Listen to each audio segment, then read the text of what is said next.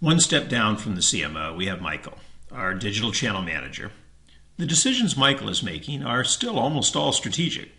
At a high level, he has to decide how to spend the extra budget Jillian has given him.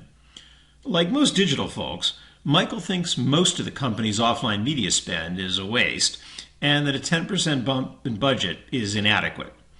He likes the ROI on paid search and the reach he got from a brief Twitter test last year. So he invests his extra marketing dollars in pay-per-click and Twitter. With all the extra money for mobile, he commits to building a responsive site. He's up on the latest trends in digital, and he knows that the company has to have responsive. So what's wrong with investing in PPC and Twitter and building a responsive website? Well, maybe nothing, but once again, there's a lot wrong with the way Michael and most senior digital folks I meet are making their decisions. Let's start with measuring success. Michael thinks PPC has 2x ROI over his other channels. Does it? Likely not. Virtually every enterprise I see makes a hash of measuring success in the digital channel. At most companies, only a small percentage of digital marketing is measured directly versus conversion. The rest is measured by squishy measures of engagement or flawed and non-comparable metrics around reach.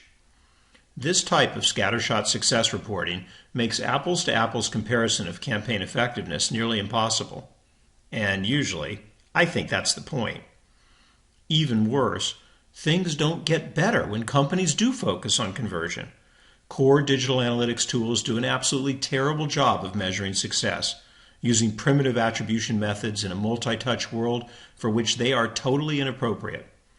Everyone knows that those last-click campaign reports are garbage, so companies have invested millions of dollars in third-party attribution systems or building big data attribution systems to do a better job of measuring success.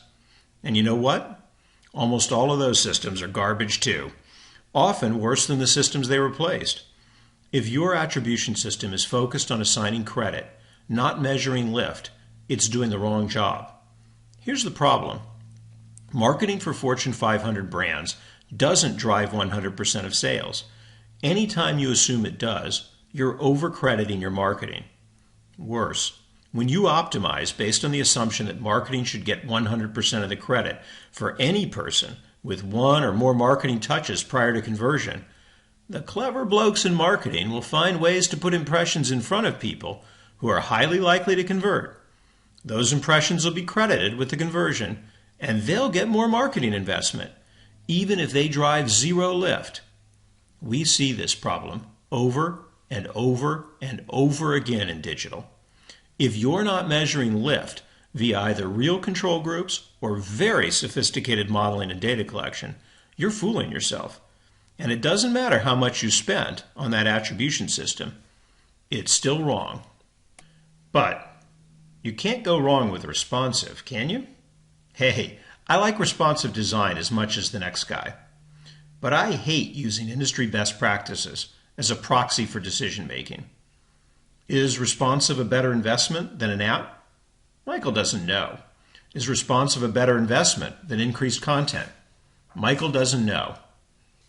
Just because responsive is something everyone else is doing doesn't make it right, and most certainly doesn't make it right for your business. And one last thing. Did you notice? At the CMO level, one of the key strategic goals was to be customer focused. Michael isn't thinking customer at all. No customer data, no customer focus, no interest in what customers need, think, or want, or even how they decide. One of the most frustrating things I see in large enterprise is the amazing rapidity with which line managers abandon strategic pronouncements when they aren't anchored in a solid strategic vision and real performance measurement. Customer? What customer? In the next video, I'll pick up the story and look at how organizations fail to use analytics and data when it comes to developing and building digital campaigns.